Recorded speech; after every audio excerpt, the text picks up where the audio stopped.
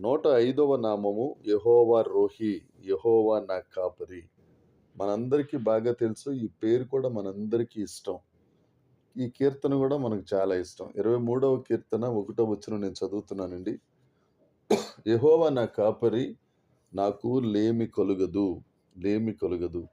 మనందరికీ ధైర్యాన్నిచ్చే గొప్ప కీర్తనిది. గొప్ప కీర్తన. ఎన్ని సార్లు ధ్యానించినా ఈ కీర్తనలోని అర్థం మనల్ని ఉత్తేజపరుస్తానే ఉంటది. ఉజ్జీవపరుస్తానే ఉంటుంది. దేవునికి దగ్గర చేస్తానే ఉంటుందండి. ఒక భక్తుడు ఈ కీర్తన, ఈ 23వ కీర్తన, ఈ 6 చరణాలున్న ఈ పాటని ఇంచుమించు 4000 సార్లు ధ్యానించారట ఒక భక్తుడు. అంటే ఆయన జీవితంలో సగ కాలం ఈ 23వ కీర్తన ధ్యానించడానికే ఆయన సరిపోయింది. ఈ కీర్తనలో మొదటి మాట మనకి ధైర్యాన్నిచ్చేది యెహోవా నా కాపరి, యెహోవా ఈరే, యెహోవా, యెహోవా రోహి.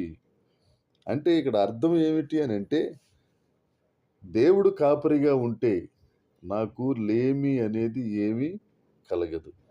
యెహోవా కాపరిగా ఉంటే నాకు ఏ భయము లేదు, ఏ బాధ లేదు. యెహోవా కాపరిగా ఉంటే, ఆయనే తండ్రిగా ఉంటే, ఆయనే నా పక్షమున సైన్యములకు అధిపతిగా ఉంటే, నాకిక కావలసిందంటూ ఏమీ లేదు. ఒకవేళ భయం వేస్తే ఏ కీడు నా దగ్గరికి రాదు. ఎందుకనంటే యెహోవా నా కాపరి, ఏ కీడు నా దగ్గరికి రాదు. యెహోవా నా కాపరి, ఏ రోగము నా దగ్గరికి రాదు. యెహోవా నా కాపరి, ఏ శత్రువు నన్ను ముట్టలేడు. యెహోవా నా కాపరి, ఒకవేళ పిల్లలు దారి తప్పిపోయినా వారిని మరలా దారి తొలగకుండా చేయువాడు. ఇలా ఎన్ని మాటలైనా యెహోవా నా కాపరి తరువాత ఎన్ని మాటలు పెట్టుకున్నా గాని, ఆ కాపరికున్న ఆ విలువ తగ్గదు. ఆ కాపరి మనల్ని కాపాడకపోడు. యెహోవా నా కాపరి. ఆయన నాకు లేమి కలుగదు. 6వ వచనాన్ని ఒకసారి చూద్దామండి. నా బ్రతుకు దినములన్నీయు కృపాక్షేమములై నా వెంట వచ్చును. ఆయన కాపరిగా ఉండగా మన బ్రతుకు దినాలంతా టోటల్ లైఫ్‌కి నువ్వెన్ని దినాలు బ్రతకాలని దేవుడు నిర్ణయించారో, అది కూడా దేవుడే కదండీ! నియమింపబడిన దినములలో అని కీర్తనకారుడు దావీదు గారంటారు. మనం ఇంతకాలం ఇన్ని గంటలు, ఇన్ని నిమిషాలు, ఇన్ని సెకన్లు మనం భూమి మీద ఉండాలి అని దేవుడు ముందుగానే నిర్ణయించారు. అందులో ఒక సెకన్‌లో, అర సెకన్, పావు సెకన్ కూడా మించి మనం బ్రతకం, తక్కువ చేసి మనం బ్రతకం. కరెక్ట్‌గా ఆయన ఇచ్చిన టైంకి మనం ప్రభువునందు నిద్రిస్తాం. అప్పటి వరకు కీర్తనాకారుడు దేవుడు మనతో మాట్లాడుతున్నారు. నా బ్రతుకు దినములన్నీ కృపా, క్షేమము మన వెంట వస్తాయి. మనం ఏమాత్రం అని చెప్పేసి మన వెంట కృపా, క్షేమం రావాలి. ఎందుకు మన వెంట కృపాక్షేమాలొస్తాయి అనంటే, యెహోవా కాపరిగా ఉండగా, యెహోవా దేవుడుగా ఉండగా, ఆయన మీద మనము ఆనుకొనుచుండగా, ఏవండీ ఏ శత్రువు ఏమి చేయడు. మనం భయపడవలసిన అవసరం లేదు. పరిశుద్ధ లేఖనాల్లో ఒక మాట ఉంది కదా! దేవుని సెలవు లేకుండా తల వెంట్రుకలలో ఒకటి కూడా నేల రాలదు. నీ తల వెంట్రుకలు ఎన్ని రాలుతున్నాయో కూడా ఆడవాళ్ళ వరకు మీరు తల దూవుకుంటున్నప్పుడు ఎన్ని వెంట్రుకలు రాలిపోతున్నాయో మీరు లెక్కెట్టుకోలేరు. పోనీ శాంపిల్‌గా ఇన్ని సంవత్సరాల జీవిత కాలంలో మేము లెక్కపెట్టాం పాస్టర్ గారు అనంటే మీకు సత్కారం చేసేయొచ్చు. ఎప్పుడు లెక్క పెట్టరు. కానీ మనల్ని సృష్టించిన సృష్టికర్త ఎంత గొప్ప దేవుడో ఆలోచించండి. మన కాపరి ఎంత గొప్ప కాపరో ఒకసారి ఆలోచించండి. ఆయన సెలవు లేకుండా, ఆయన చిత్తం లేకుండా ఏవండీ ఒక్క వెంట్రుక కూడా నేల రాలదు. ఏవండీ మనం ఆయన పిల్లలం. మనం ఆయన బిడ్డలం. ఆయన మన తండ్రి. ఆయన మీద ఆధారపడితే కృప వెంబడి కృప పొందుతూ ఏవండీ పరిపూర్ణతలోనికి దేవుడు మనల్ని నడిపించేస్తారు. ఆయన మీద ఆధారపడాలి. ఆయన కాపరిగా జేసుకోవాలి.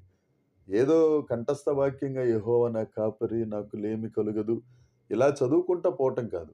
ఆ యెహోవా నా కాపరి అనే ఆ మాటలో ఉన్న ఆ మాధుర్యం, ఆ ఎసెన్స్ అంటారు గదా! ఆ రసం ఏవండీ లేతే ఆ సారం ఎప్పుడైతే మన నరములలో ఇంకిపోతదో, ప్రతి సెకండ్ నా కాపరి ఒకాయనున్నారు. ఆయన చూసుకుంటాడన్న ధైర్యం నీకిస్తదో, నువ్వు అతిశయించవలసొస్తే దేవుడి మీదే యేసుక్రీస్తు ప్రభువుని బట్టి అతిశయిస్తావో, నిశ్చయంగా ఆయన నీకు కాపరిగా ఉంటాడు. ఏ రోగం నీ దగ్గరికి రాదు. ఏ ఆర్థిక పరిస్థితి నిన్ను ముట్టదు. ఆయన నీకు తండ్రిగా ఉంటాడు. నీవు ఆయనకు బిడ్డగా ఉంటావు. ఆయన కృప వెంబడి కృప పొందుతూ ఆ దైవ కృప అధికమగుతున్న కొద్దీ పరిపూర్ణతలోనికి దేవుడు నిన్ను తీసుకెళ్ళిపోయే గొప్ప కాపరి ఆయన. ఎందుకంటే బ్రతుకు దినములన్నీ కృపాక్షేమములు నీ వెంట వస్తే అంతేకాదు చిరకాలం ఒకసారి చదువుదామండి. ఎవరైనా మీలో ఎవరన్నా చదివితే బాగుంటుంది. 23వ కీర్తన 6వ వచనం. ఆఖరి వచనం ఒకసారి చదవండమ్మా. నేను బ్రతుకు దినములన్నీయు ఆ కృపాక్షేమాలు నా వెంట వస్తాయి. చిరకాలము యెహోవా మందిరంలో నేను నివాసం చిరకాలము యెహోవా మందిరంలో గొప్ప మాట అండి ఇది. చిరకాలము అని అంటే ఇక నీకు మరణం అనేది లేదు. క్రైస్తవులకు అవిశ్వాసులకు ఎక్కడ తేడా వస్తుంది? చావు తరువాత జీవితం అనేది వారు ఎరుగరు. చావు తరువాత ఏమి జరుగుతుందనేది మనకు తెలుసు.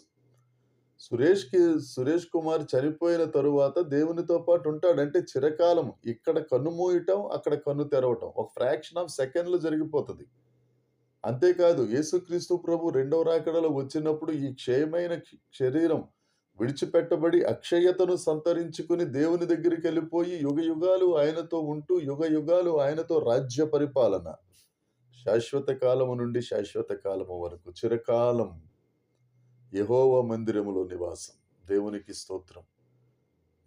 మన ఊపిరి ఉన్నంత వరకు ఎక్కడ పోయినా ఆ అక్షయ శరీరం ధరించుకున్న తరువాత కూడా దావీదు గారు ఆయన ఆలోచిస్తూ ఆయన ఆత్మతో నిండిన వాడే ప్రవచనాత్మకంగా చెప్తున్న మాట. నా బ్రతుకు దినములన్నీ కృపాక్షేమాలు.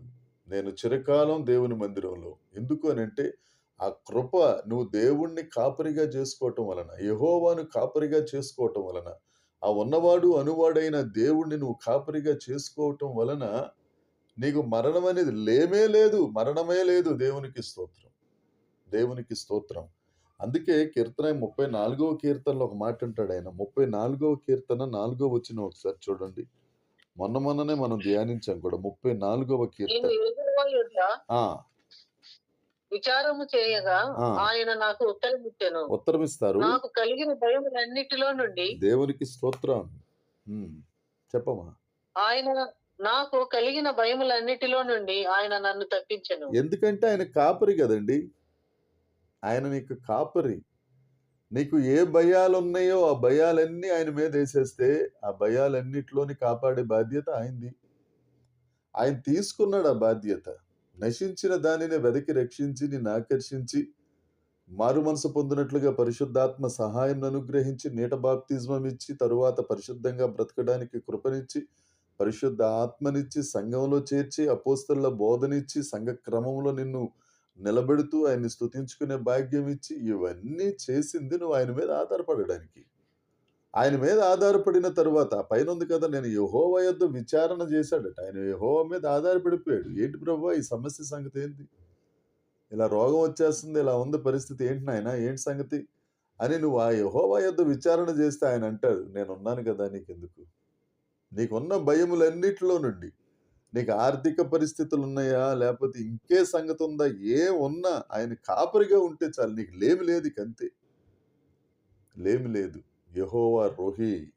ఈ దినాన్న, ఈ శనివారం దినమున, ఈ సాయంకాల సమయం ముందు దేవుడు మనకు అభయం ఇస్తున్నాడు, ధైర్యాన్ని చెప్తున్నాడు. నేను నీ కాపరిగా ఉన్నాను. నీకు కలిగే ఏ బాధ అయినా ఏ భయమైనా నేను తప్పించేస్తాను, నేను కాపాడుతాను. అంటే ఇంకంతకంటే ఏం కావాలి? నువ్వు చేయవలసింది ఏంటంటే ఆయన మీద ఆధారపడమే, ఆయన్ని కాపరిగా పెట్టుకోవడమే. ఇక గొర్రె మార్గంలో నడుస్తూ ఉన్నప్పుడు, దారిలో నడుస్తున్నప్పుడు కాపరి ముందు నడుస్తాడు.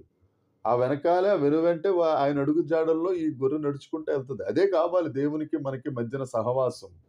ఆయన ముందు నడవాలి. ఆయన ముందు నడుస్తున్నప్పుడు అది బీడు భూమైనా పచ్చని పంట పొలముగా మారిపోద్ది. అది ఎందుకు పనికిరాని చవిటి పర్రైనా ఆయన ముందు నడుస్తుండగా ఆయన అడుగుల్లో నువ్వు అడుగేస్తే పూల తోటగా మారిపోద్ది ఆ భూమి. కాకపోతే మనం ఏం చేస్తామంటే, ప్రభువా నేను నడుస్తుంటాను, నువ్వు వెనకాల వచ్చి అంటాం. ఎందుకంటే కొన్ని చిత్తాలు ఉంటాయి కదా, కొన్ని అడ్జస్ట్మెంట్ బ్రతుకులు ఉంటాయి మనకి. ఆ అడ్జస్ట్మెంట్ బ్రతుకుల్లో ప్రభువా నా ముందు వద్దులే, ఆయన వెనకాలరా అవసరం వచ్చినప్పుడు నేను ముందెట్టేసుకుంటాను, లేకపోతే కుడి చేతి పక్కన, ఎడమ చేతి పక్కన ఎటు ఖాళీ ఉంటే అటు పెడతానులే. మన చిత్తమే, మన చిత్తమే, మన చిత్తమే. కాపరి చిత్తం మన బ్రతుకుల్లో ఎప్పుడు నెరవేరుతదో, ఆయన మనకు కాపరిగా ఉంటాడు. శత్రువుల ఎదుట భోజనం పెడతాడు. ఒకవేళ నువ్వెళ్ళేది గాఢాంధకారపు లోయ అయిపోయినా, ఆయన చేతిలో దుడ్డు కర్ర, దండ ఉంది. ఆయన నీకు తోడుగా ఉంటాడు. ఇంకేం గావాలా? ఒకవేళ గాఢాంధకారం వస్తుందని ఆయనకి తెలుసు కదండీ! నా కుమారుడు లేతే నన్ను కాపరిగా పెట్టుకున్న ఈ వ్యక్తి గాఢాంధకారంలోకెళ్తున్నారన్న సంగతి దేవుడికి తెలుసు కదా! ఆయన కాపరి గదా! ఆయన ముందు నడుస్తూ ఇప్పుడు గాఢాంధకారంలోకెళ్ళడం అంటే ఆయన ముందు నడుస్తున్నారు. ఆయన వెనకాల మనం నడుస్తున్నాం. ముందాయన గాఢాంధకారంలోకెళ్తేనే కదా ఆయన వెనకాల మనం వెళ్ళేది. ఆ గాఢాంధకారంలో కూడా నీకంటే ముందు ఆయనే ఉన్నారు. ఆయన ఉండగా శత్రువు అక్కడ ముట్టలేదు కదా నిన్ను. ఒకవేళ నిన్ను కంటి గుడ్డును ముట్టడానికి ఎవరైనా వస్తే ఆయన కంటి గుడ్డును ముట్టినట్టు కదా! మనకు విరోధముగా రూపించబడిన ఆయుధం గాఢాంధకారంలో వస్తుందంటే మన ముందు నడుస్తున్న ఆయన చూసుకుంటారు కదా! ఆయన ఉన్నారు. ఆయన సైన్యములకు అధిపతి కదా ఆయన. నీ పాదాలకు రాయి తగులకుండా దూతలకు ఆజ్ఞాపించేస్తాడు కదా దేవుడు. అంత గొప్ప దేవుడు, అంత కాపరి అయిన దేవుడు ఈ దినాన్న తన ఔన్నత్యం గురించి మనతో చెప్తున్నారు. దయచేసి కాన్ఫరెన్స్‌లో ఉన్న వారులారా ఒక్కసారి మన చిన్నప్పటి నుంచి సండే స్కూల్ నుంచి ఈ వాక్యం మనందరికీ తెలుసు. యెహోవా నా కాపరి, నాకు లేమి లేదు. ఎంతమందికి చెప్పగలుగుతున్నాం? ఒకవేళ ఏదన్నొచ్చి అర్రెర్రెర్రె ఈ కుక్కను పీల్చే సౌండ్‌లు తప్ప ఇంకేది మన బ్రతుకులో ఉండట్లేదా? ఒకవేళ రోగం వచ్చినా గాని దేవుడు నాకు కాపరిగా ఉన్నట్టు రోగం నన్ను అక్కడ ముట్టదని చెప్పగలుగుతున్నావా? నీ సాక్ష్యమే కదా ఇతరులకు తెలియజేసేది యేసుక్రీస్తు ప్రభు గురించి. దేవునికి మహిమ తెచ్చేది కూడా నీ సాక్ష్యమే కదా! చిన్న చిన్న మాటలు పెద్ద పెద్దయి మైకులు పెట్టేసేసుకొని స్పీకర్లు పగలగొట్టాల్సినంత సాక్ష్యం మనకేం అక్కర్లేదు గదా! చిన్న చిన్నది యెహోవా నా కాపరి, నాకు లేమి కలుగదు.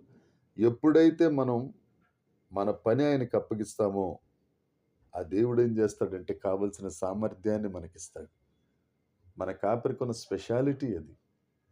మన సమస్యను ఆయన చేతికి అప్పగించేస్తే, ఆయన చేస్తూ కూడా మన సామర్థ్యంతో చేసినట్లుగా దేవుడు దానిని సఫలపరిచి మహిమ పొందే గొప్ప దేవుడాయన. ఏవండీ? ఆయన కృపే మనలను విజయంలోనికి నడిపిస్తుంది. చిరకాలం, చిరకాలం. ఒక రోజు కాదు, 2 రోజులు కాదు. మనం జీవించే దినములన్నిట యెహోవా మనకు కాపరిగా ఉంటే ఆ జనులు ధన్యులు. యెహోవా దేవుడిగా ఉంటే ఆ జనులు ధన్యులు. జాగ్రత్తగా ఆలోచించండమ్మా. 33 కీర్తనలో ఉంటుంది. యెహోవా దేవుడుగా కలిగిన జనులు ధన్యులు. దాన్నే కొద్దిగా యెహోవా కాపరిగా కలిగిన జనులు ధన్యులు. ధన్యులు. ఈ సాతాను భయం మనకి కలిగిస్తున్నప్పుడు వెంటనే అసలు మనకు మైండ్‌లోకి రావాల్సిన మాటే యెహోవా నా కాపరి. యెహోవా రోహీ, దేవా నువ్వు నా కాపరివయ్యా. ఈ సాతాను నన్నేం చేస్తాడు ప్రభువా అన్న ధైర్యం మనకొస్తే చాలండి ఇంకా. కీర్తనల గ్రంథం 37వ కీర్తన 25వ వచనాన్ని ఒకసారి చదువుదాం. కీర్తనల గ్రంథం 37వ కీర్తన 25వ వచనం. నేను చిన్నవాడనై ఉంటును, నేను చిన్నవాడనై ఇప్పుడు ఉన్నాను. ముసలివాడనై ఉన్నాను, ఆ, ఇప్పుడు ముసలివాడనై ఉన్నాను. ఇప్పుడు ముసలోడిని అయిపోయాను. ఆ, ఆయనను నీతిమంతులు ఎడవబట్టుట కాని ఆ, వారి సంతానము భిక్షమెత్తుట కాని నేను చూచి ఉండలేదు. విడవబడటం గాని ఏమండి భిక్షం ఎత్తుకోవటం గాని సిగ్గుపరచబడటం గాని లేదు. ఎవరు ఎవరు దేవునిని కాపరిగా పెట్టుకున్న వారు. ఎవరైతే దేవుణ్ణి కాపరిగా పెట్టుకుంటారో వారు విడవబడటం గాని భిక్షమెత్తటం గాని సిగ్గుపడటం గాని జరగదు. ఇన్ని ఆఫర్లు, ఒకటి కొంటే ఒకటి ఫ్రీ అన్నప్పుడు కిస్మిస్కే మనం లైన్లో ఉండేసి బట్టలకు వెళ్ళిపోతాం పరిగెట్టుకుని. నువ్వు ఒక్క కాపరిగా ఆయన చేస్తే 3 ఆఫర్లు ఇక్కడ. నువ్వు విడువబడే ప్రసక్తి లేదు, భిక్షం ఎత్తుకోవు, నువ్వు సిగ్గుపడవు. ఎంతకంటే ఏం కావాలా? ఏం కావాలండి? చాలా మంది ఆడపిల్లలుంటే సేవింగ్స్ లేవు, సేవింగ్స్ లేవు, సేవింగ్స్ లేవు, సేవింగ్స్ లేవు, సేవింగ్స్ లేవు. ఎలాగా బాబోయ్ పెళ్ళెలాగా? తర్వాత కార్యక్రమం ఏంటి? కట్నం ఏమివ్వాలి? ఆ వచ్చిన అల్లుడికి ఏం చూపించాలి? ఆడి కారు అడుగుతాడో, బుల్లెట్ అడుగుతాడో. అబ్బో! ఎన్ని ప్రశ్నలో మన నిండా. దేవుడంటే తెలియని వారికి సేవింగ్స్ ఉండాలండి. సేవింగ్స్ ఉండాలి. దేవుడంటే తెలిసిన వారికి దేవుడే పెద్ద బ్యాంక్. ఆమెన్ అంటలేదు మీరెవరు. ఆమేన్. ఆమెన్. ఆమెన్. ఆమేన్. ఆమెన్. ఛార్జింగ్ లో పెట్టాను, కొంచెం దూరం వెళ్ళి దేవునికి స్తోత్రం. తీసుకోవాల్సి ఉంది. దేవునికి స్తోత్రం. దేవుడు మనకి దేవుడిగా ఉండాలండి. ఆ దేవుడిని మనం దేవుడిగా చేసుకోవాలి. ఆ దేవుడు మనకి చెప్తున్న మాట, నేను నీకు కాపరిని. కాకపోతే ఒకంత లేట్ అవ్వచ్చు.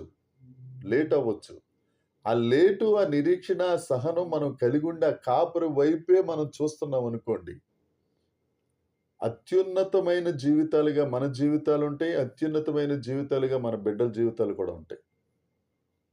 మనం ఏదైతే గుండెల్లో తలుచుకుని, ఏదైతే నా కుమార్తె జీవితం, నా కొడుకు జీవితం ఈ విధంగా ఉంటుందని ఆలోచిస్తామో, ఆ కాపరి మీద ఈ భారం మోపుతామో, కాపరి అయిన దేవుడా, నాయనా వీరి పట్ల నీకు ఒక చిత్తం ఉంది, నీకు ఒక ఆలోచన ఉంది ప్రభువా, అయినా గాని దేవా నేను ప్రార్థన చేస్తాను ప్రభువా అని అది కూడా దేవునికి అప్పగించి నువ్వు ప్రార్థన చేసిన దినమున నీ పనుల భారం యెహోవా మీద మోపుము, ఆయన నీ హృదయ వాంఛలను తీరుస్తాడు.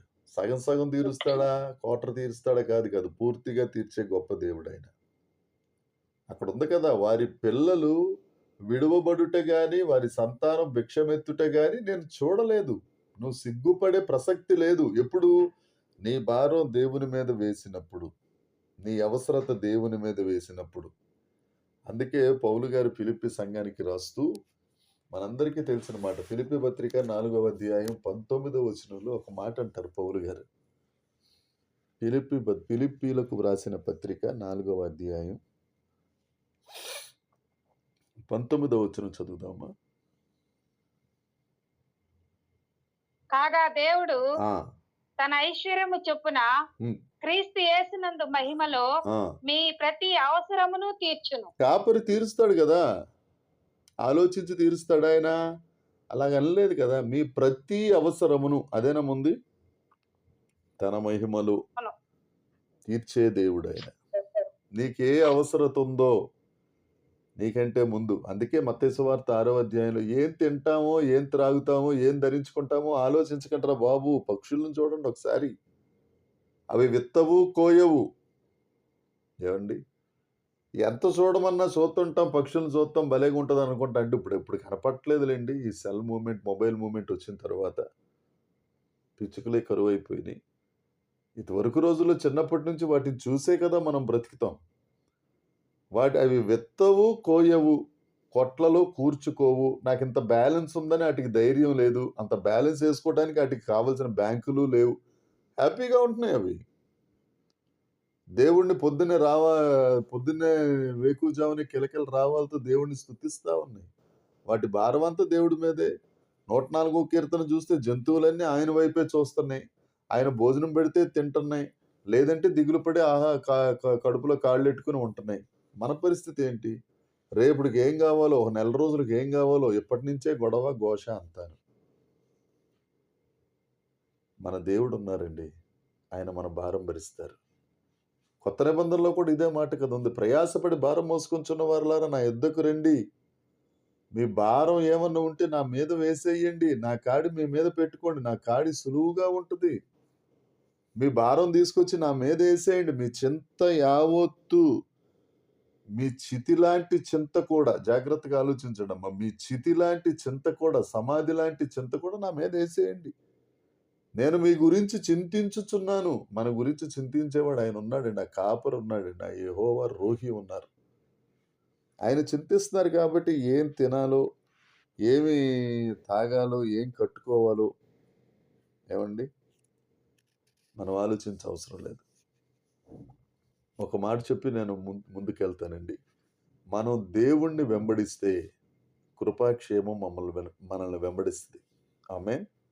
మనం దేవుణ్ణి వెంబడిస్తే చాలు, నీకు కావలసిన కృప, నీ ఆరోగ్యాన్ని బాగు చేసుకునే కృప, నీ ఆర్థిక పరిస్థితి నుంచి విడుదల పొందే కృప, లేకపోతే పిల్లల వివాహాలయ్యే కృప, లేకపోతే ఎక్స్ట్రా వగైరాలు ఏదైనా కానీ నువ్వు దేవుణ్ణి వెంబడిస్తే కృపాక్షేమము నిన్ను వెంబడించునుగాక.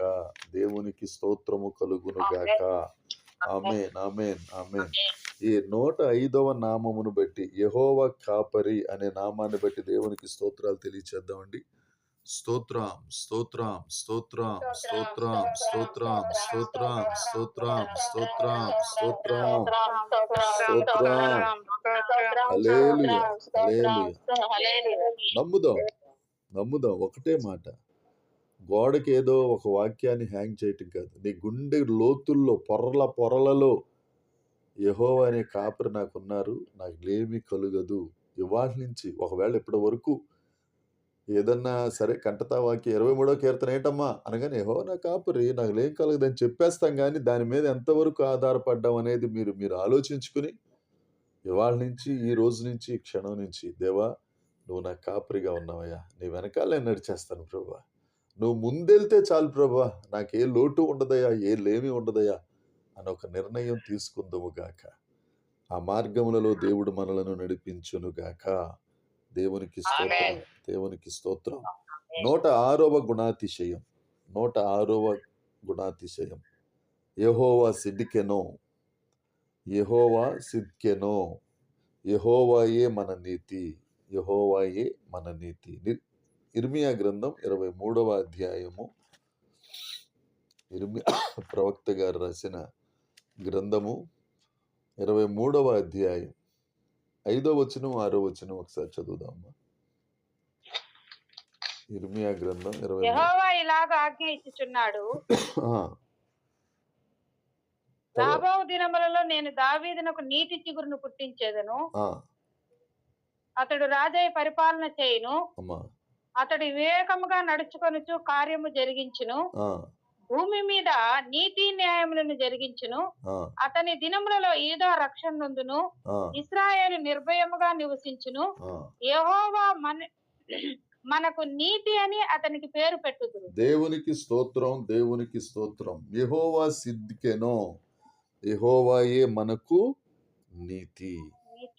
ఎందుకు అనంటే యెహోవా కాదేశ్ ఆయన పరిశుద్ధుడు, యెహోవా రోహి ఆయన మనకు కాపరి, యెహోవా సిద్కెనో ఆయన మన నీతి. ఆయన ఒక్కడే నీతిమంతుడు, ఆయన ఒక్కడే నీతి తప్పనివాడు.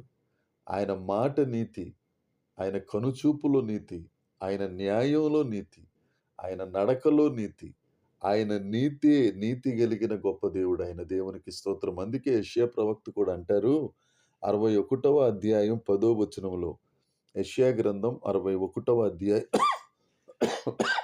10వ వచనం, 61వ అధ్యాయం 10వ వచనం చదువుదాం. యెషయా. వారి శృంగారమైన బాగా ధరించుకొనిన పెళ్లి కుమార రీతిగాను, ఆభరణములతో అలంకరించుకొనిన పెళ్లి కుమార్తె రీతిగాను ఆయన రక్షణ వస్త్రములను నాకు ధరింపజేసి ఉన్నాడు. నీతి అను నీతి అనే పైబట్ట. దేవునికి స్తోత్రం.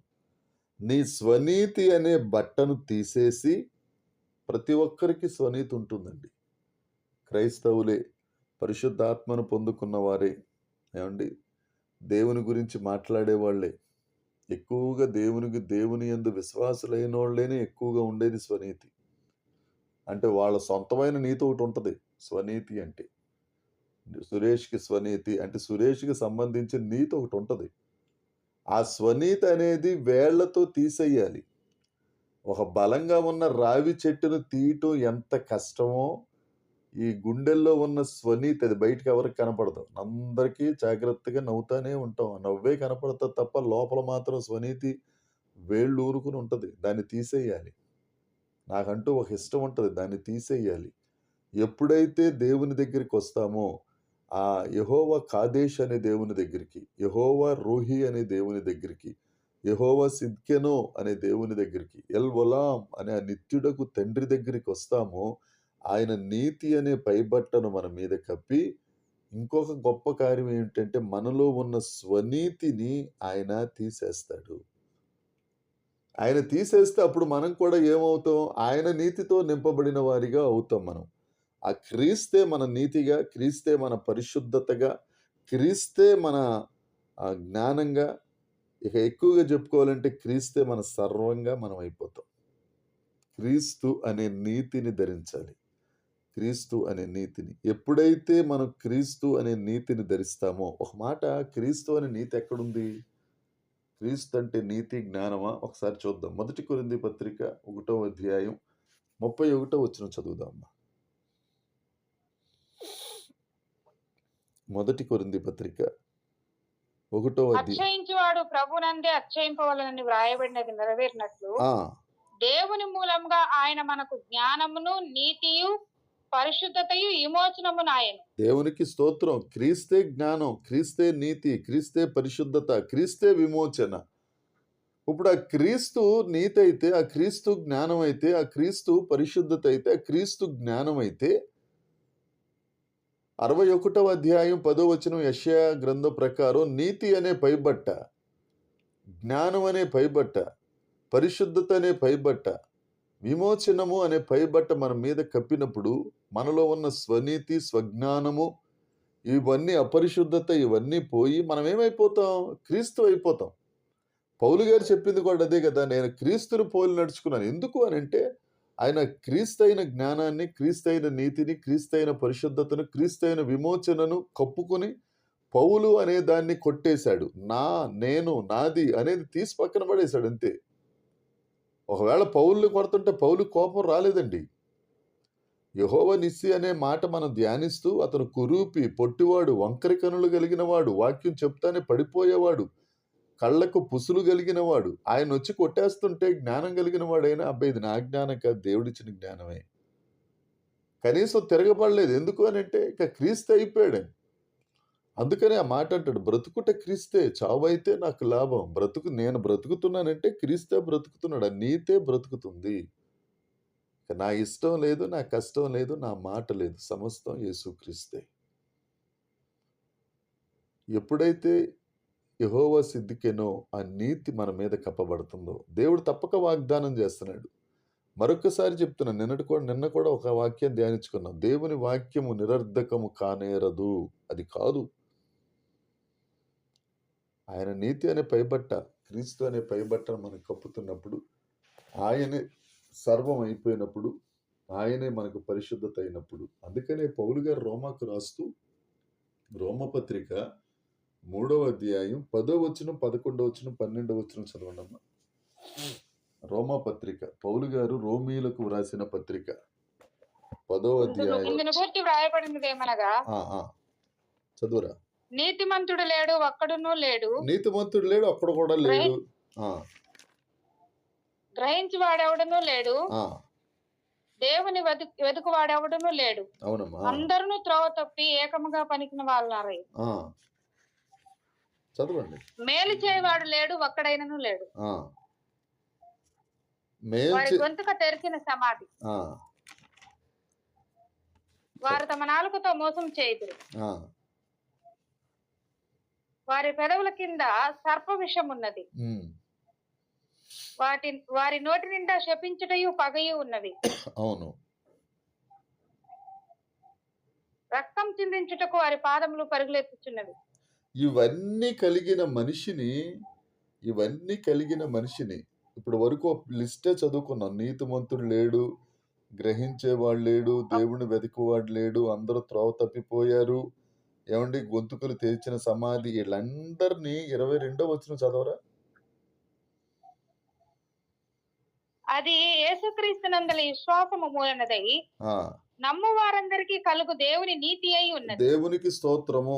ఈ కిరాణా సామాన్లు లాంటి ఈ లిస్ట్ లో మనం ఎక్కడో ఉంటాం. అన్నిట్లో ఉన్న మనం ఆశ్చర్యపడక్కర్లేదు. మనం ఏమి గొప్ప పరిశుద్ధులు కాదు, లేకపోతే ఇంకో రకం కాదు. మనందరం పాపులమే దేవుని మహిమను మనం పొందలేకపోతున్నాం. నీతిమంతులు ఒకళ్ళు లేరు. ఇవన్నీ మన నోర్లు తెరిచిన సమాధులు. ఏమని రక్తం చిందించడానికి మన కత్తులు అక్కర్లేదు.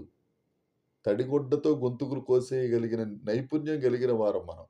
మన గుండెల్లో ఒకటి ఉంటుంది, నోట్లో నుంచి వచ్చేది ఒకటి ఉంటుంది. మనం ఒప్పుకోవాల్సిందే. అయితే దేవుడు యేసుక్రీస్తు యందలి విశ్వాసము మూలమునదై, చదవట్లేదు, నమ్మువారందరికీ నీతి అయి ఉన్నది.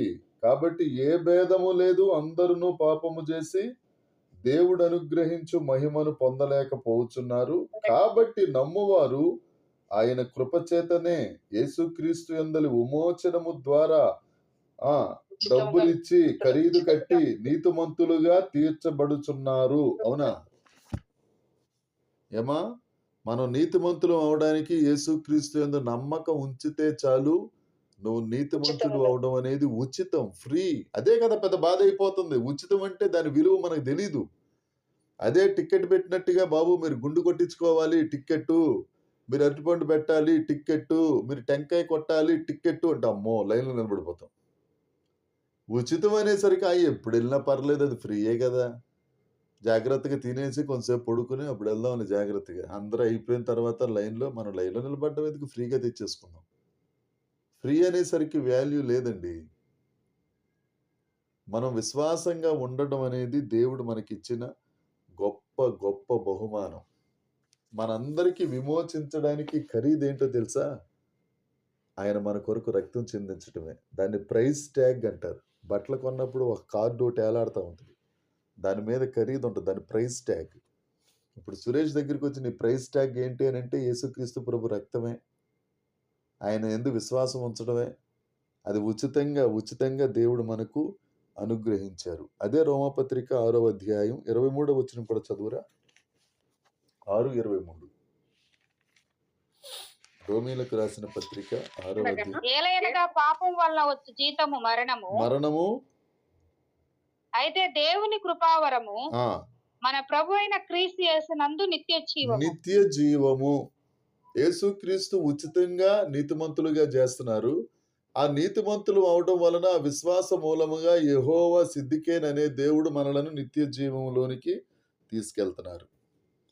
దేవుడు పాపం నుండి మనల్ని విడిపించి పరిశుద్ధతనిచ్చి, ఏమనండి, దేవుని యొక్క అధికారాన్ని మనకిచ్చి, పాపానికి నో అని చెప్పి యేసుక్రీస్తు ప్రభువుకి ఎస్ అని చెప్పటమే రక్షణ యొక్క గొప్ప పరమార్థము. మరొకసారి చెప్తున్నాను మీ అందరికీ.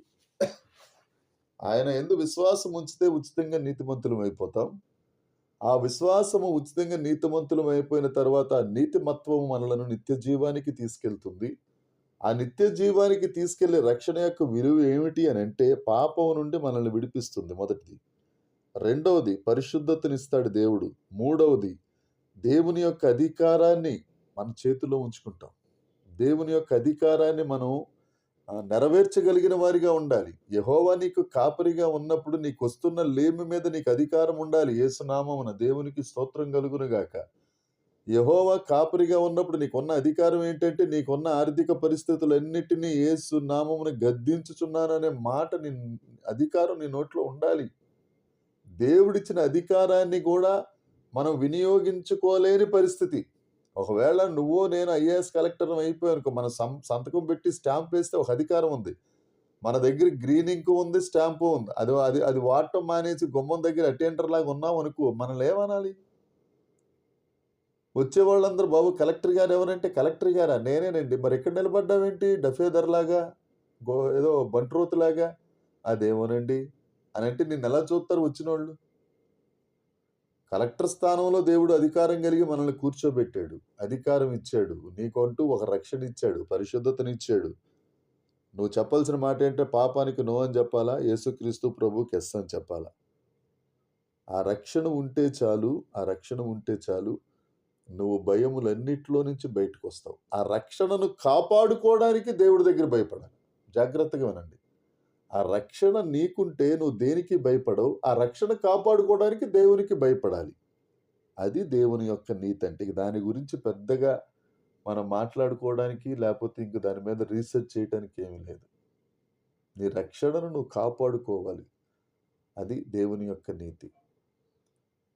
ఇతర పనికిరాని వాటికి, ఈ రోగాలకు, లేకపోతే పెళ్ళిళ్ళకు, లేకపోతే ఇంకొకటి ఉన్నాయి చూసారా, ఈ సోకాల్డ్ వీటన్నిటికీ భయపడకుండా రక్షణను కాపాడుకునే విషయంలో దేవునికి భయపడాలి. అదొకటి చాలు. అదే దేవుని నీతి. దాన్నే దేవుడు యెహోవా సిద్దికేన్ అంటాడు. ఏమండి, మనందరికీ తెలిసిన మాటే. మనందరం పరిశుద్ధమైన జనం. ఇందాక ఒక పాట పాడుకున్నాం, చీకటి నుండి ఆశ్చర్యకరమైన వెలుగులోనికి. దేవుని సొత్తైన ప్రజలుగా, పరిశుద్ధ జనంగా 1 పేతురు 2:9 చెప్పబడిన పాట ప్రకారం మనలను పరిశుద్ధ జనం లేకపోతే భక్తులు భక్తి కలిగిన వారు, డివోటీస్, యథార్థవంతులు అని దేన్ని బట్టి అంటారు అని అంటే ఆ యేసయ్య నీతిని మనం కలిగి ఉండటాన్ని బట్టే. కనుక మనం నీతిమంతులుగా జీవించడానికి దేవుడు మనకు కృపను అనుగ్రహించును గాక. ఆమేన్. పాపం మీద విజయమును సాధించుదుము గాక. దేవునికి స్తోత్రం. మన నీతి ఏమీ లేదు, ఏమీ కాదండి. దావీదు అంటాడు, నేను పాపంలో పుట్టాను, నేను పాపంలో పెరిగాను, నా తల్లి నన్ను పాపమందే గర్భము ధరించింది అని అంటాడు. పాపంలోనే పుట్టాడంటాడు 51వ కీర్తనలో. అదే 4వ కీర్తన 1వ వచనం ఒకసారి చూడండి. ఆయన ఏమంటారు? 4వ కీర్తన 1వ వచనం. నా నీతికి ఆధారమగు దేవా, ఎలాగైపోయాడండి ఈయన? నేను పాపం మొరపెట్టున చాలు. పాపంలో పుట్టినాడు, గర్భంలో తల్లి పాపంలోనే గర్భం ధరించిన ఈ పాపంలో పుట్టిన ఆయన ఎలాగైపోయాడు? దేవుని మీద నమ్మకం ఉంచాడు, దేవుడి మీద విశ్వాసం ఉంచాడు, అంతే. ఆయన నీతిమంతుడిగా తీర్చబడ్డాడు. నా నీతికి ఆధారమగు దేవా. పౌలు గారు యేసు ప్రభు మాట ఎత్తితే చంపేసేవాడు, మరణాధికారం కలిగి ఉన్నాడు ఆయన సౌలుగా ఉన్నప్పుడు. ఆయన దేవునిలో ఎదుగుతూ అంటాడు, నేనేమై ఉన్నాను? దేవుని యొక్క కృపయే. ఎక్కడి నుంచి వస్తాయండి మాటలు? మన ఆ దేవుడి మీద ఆధారపడినప్పుడు, ఆ మంచి కాపరి మీద, మనలను నీతి మార్గంలో నడిపించే ఆ యెహోవా రోహి మీద, మనల్ని నీతి మార్గంలో నడిపించే ఆ యెహోవా సిద్దికేను మీద. నేను పాడేరులో ఉన్నప్పుడు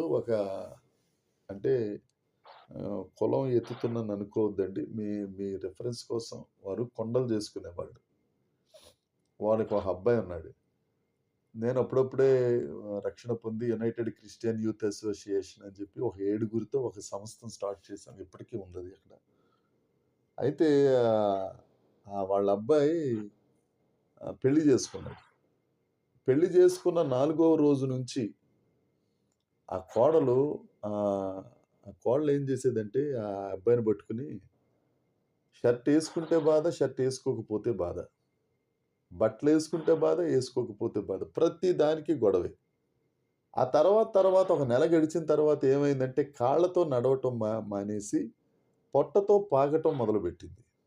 ఈ గదిలో నుంచి ఆ గదిలోకి వెళ్ళాలన్నా పాక్కుంటూ వెళ్ళేది. వాళ్ళు భలే భయపడిపోయారండి. భయపడిపోతే మేము ఉన్నది సుంటూరు పుట్టుకోవాలని అక్కడికి వచ్చి ఇలాగా కొద్దిగా మాకు తెలిసిన వాళ్ళు, అంటే వాళ్ళ అబ్బాయితో కొద్దిగా నేను సువార్త చెప్తా ఉండేవాడిని. తీసుకెళ్ళారు ఇంటికి తీసుకెళ్ళారు. చూస్తే నాకు వందనాలు చెప్పడానికి, నమస్కారం చెప్పడానికి కూడా పాక్కుంటూ వస్తుంది ఆవిడ. పాక్కుంటూ వచ్చి నమస్కారం పట్టుకుని, కాళ్ళు పట్టుకుని, అవి పట్టుకుని, ఈ పట్టుకుని సవరదీస్తుంది కాళ్ళు. అలా ఆయన్ని తిట్టేది, నా కాళ్ళు పట్టుకుని సవరదీస్తూ ఉండేది. యేసు రక్తం చేయం దేవుని మహిమార్థమే చెప్తున్నానండి, నా గొప్పదనం చాటుకోవటానికి కాదు. దయచేసి అన్యథా భావించొద్దు. తీరా ప్రార్థన చేసి వచ్చేసాం. తర్వాత ఒక 2 రోజులు ఉపవాసం ఉండి వాళ్ళ కుటుంబం కోసం ప్రార్థన చేసాం. వారం తిరిగేసరికి ఆ పెద్ద ఆవిడ వచ్చింది. బాబు సురేష, ఈ యేసు ప్రభుకి ఇంత శక్తి ఉందని మాకెవ్వరూ ఇప్పటి వరకు చెప్పలేదు, మీరు కూడా ఎప్పుడు చెప్పలేదు. ఈ యేసు ప్రభు మాకు ముందే పరిచయం అయ్యుంటే, ఈ యేసు ప్రభు మాకు ముందే తెలుసుంటే, మా ఆయన రోగంతో చచ్చిపోయాడు కాదనేసరికి ఇప్పటికీ నేను మర్చిపోలేను ఆ మాట. హల్లెలూయా. ప్రార్థన మేమేదో శక్తివంతులము, లేకపోతే ఇంకోటి అని కాదు. ఆ యేసు అనే నీతిలో ఉన్న ప్రభావం, ఆ యేసు అనే నీతిలో ఉన్న శక్తి, ఆ యేసు అనే నీతిలో ఉన్న విడుదల ఆ ఎదుటివారి కుటుంబాన్ని మార్చేసిందండి. లిటరల్గా నేను చూశాను, పాక్కుంటూ వచ్చేది ఆవిడ. ఇంకోళ్ళైతే భయపడిపోతారు ఆవిడ ముఖ కలయికలు చూసి. ఏమండి, ఆ దేవుడు మనలో ఉండడం, ఆ దేవుని కృప మనలో ఉండడం. దెయ్యం పారిపోయింది 3 రోజులకి. బ్రహ్మాండంగా కాపురం చేసుకుంటున్నారు ఇప్పుడు. మొత్తం కుటుంబం అంతా మనవాళ్ళు కూడా కలిగేశారు వాళ్ళకి. యేసు ప్రభువుని నమ్ముకున్నారు. యేసుక్రీస్తు ప్రభువుని సంఘంలోకి వెళ్తున్నారండి. ఎప్పుడైతే దేవుడు మనకు నీతిగా ఉంటాడో, ఆ నీతి అనే వస్త్రాన్ని ధరింపజేస్తాడో, నీతి న్యాయముల మూలముగా మనకు నేర్పించవలసింది నేర్పిస్తాడో, ఆ నీతి మార్గంలో మనల్ని నడిపిస్తాడో, అప్పుడు పరిశుద్ధత అనేది మనకు అలంకారం అయిపోతుంది. దేవునికి స్తోత్రం. ఆ నీతి అనే పైబట్ట దేవుడు మనకు కప్పేటట్టుగా దేవుని దగ్గర మనం ప్రాధేయపడాలి. ప్రభువా యెహోవా సిద్దికే నువ్వు నీతివి కదా! మీరు నాలో ఉండండి ప్రభు. ఆయన మనలోనికి వస్తే చాలండి. 61:10 యెషయా గ్రంథం. ఆ బట్ట కప్పేస్తాడు ఆయన అంతే. పరిశుద్ధాత్మ దేవుడు తప్ప, లేకపోతే ఆ గొప్ప ఆత్మ శక్తి కలిగిన దేవుడు తప్ప ఇంకెవ్వరూ మనకేమీ చేయలేరు. ఏమండి? దేవుడు మనకు నీతి. ఆ నీతి కావాలి అనంటే యోబు ఎన్నిసార్లు ఒక మాట రిపీటెడ్‌గా మాట్లాడాడో ఒకసారి చూపిస్తానండి. యోబు గ్రంథం 1వ అధ్యాయం 1వ వచనం చదవమ్మా. యోబు గ్రంథం. ఊజు ఊజు దేశమునందు దేశము ఆ! ఆ! చదువు. ఊజు దేశం నందు ఏబు అని ఒక మనుష్యుడుండెను. ఆ! అతడు యథార్థవర్తనుడును న్యాయవంతుడునై ఆ! దేవుని యందు భయభక్తులు కలిగి చెడుతనమును విసర్జించిన వాడు. ఇది యథార్థత ఓకే. న్యాయవంతుడు ఓకే. యెహోవా యందలి భయభక్తులు ఓకే. చెడుతనమును విసర్జించెను. అది అండర్‌లైన్ చేయండి. 8వ వచనం చదువురా. 8వ వచనం. అందుకు యెహోవా నీవు నా సేవకుడైన ఏబు సంగతి ఆలోచించితివా? ఆ! అతడు యథార్థవంతుడును ఆ! న్యాయవంతుడునై దేవుని యందు భయభక్తులు కలిగి చెడుతనము విసర్జించిన వాడు. ఎవరు చెప్పారు ఈ మాట? భూమి మీద అతని వంటి వాడెవడు లేడు. ఎవరు చెప్పారు ఈ మాట? దేవుడు. చెడుతనం దేవుడు దేవుడు చెప్పాడు. ఏం విసర్జించాడట? చెడుతనం. ఇప్పటికి 2 సార్లు అయింది కదా! మూడోసారి 2వ అధ్యాయం 3వ వచనం. అందుకు యెహోవా నీవు నా సేవకుడైన ఏబు సంగతి ఆలోచించితివా? ఆ! అతడు యథార్థవంతుడును న్యాయవంతుడునై ఆ! దేవుని యందు భయభక్తులు కలిగి చెడుతనమును విసర్జించిన వాడు. ఎన్నోసారమ్మ ఇది? 3. సారి 3. 36వ అధ్యాయం యోబు గ్రంథమే 36వ అధ్యాయం 21వ వచనం చూడండమ్మా.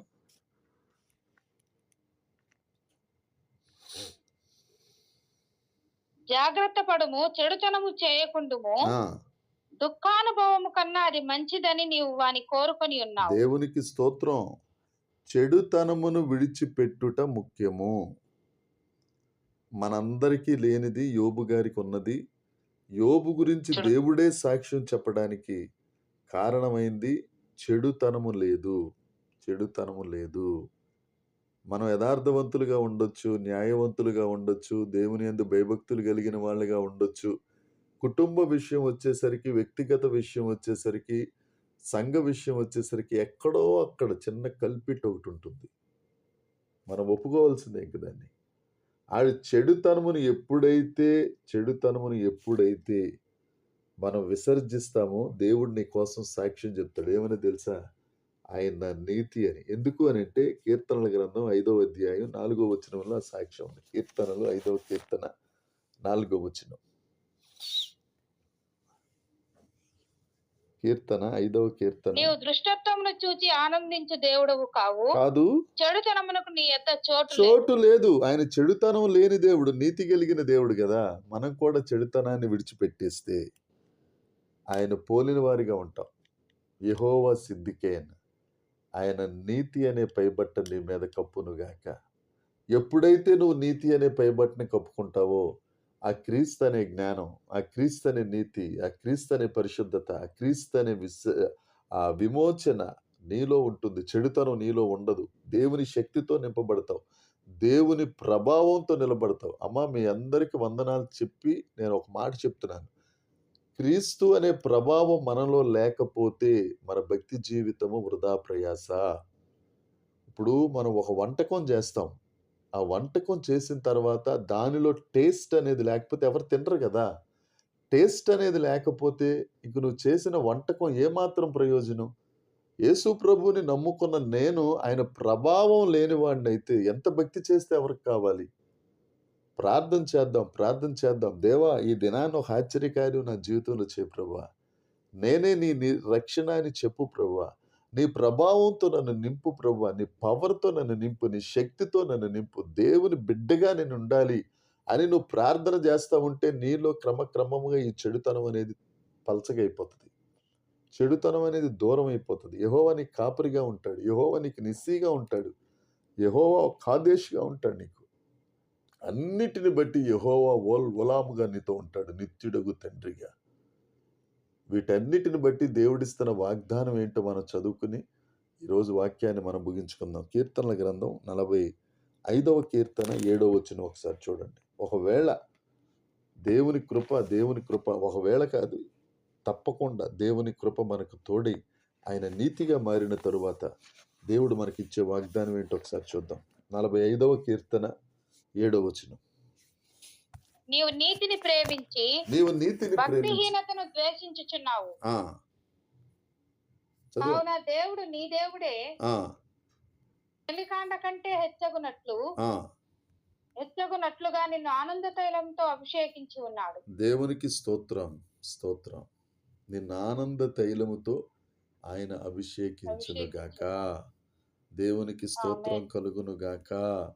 దేవునికే మహిమ కలుగునుగాక.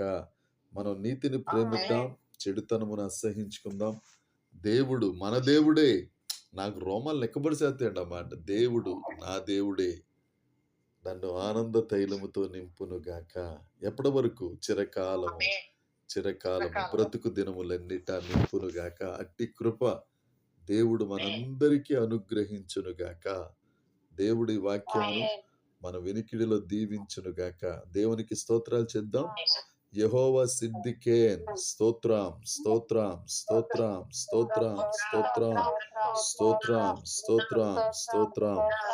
ఆమేన్. ప్రార్థన చేసుకుందాం అమ్మా.